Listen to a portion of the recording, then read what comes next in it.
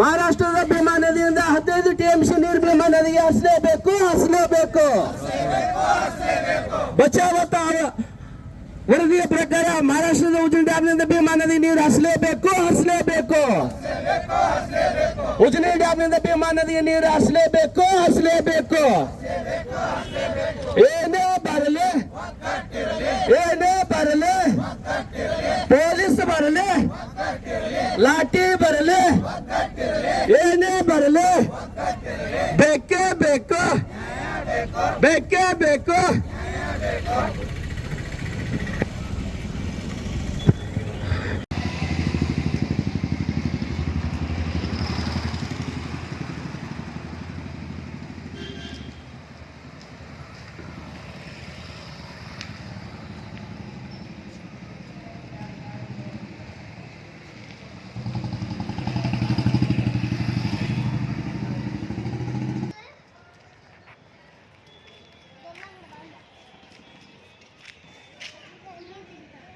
ಬೆಂಗಳೂರಿನಿಂದ ಮಂಗಳೂರುವರೆಗೆ, ಬೀದರ್ನಿಂದ ಚಾಮರಾಜನಗರದವರೆಗೆ ನಿಮ್ಮ ಸುದ್ದಿ ನಿಮ್ಮದೇ ಭಾಷೆಯಲ್ಲಿ ಕರ್ನಾಟಕ ತಕ್.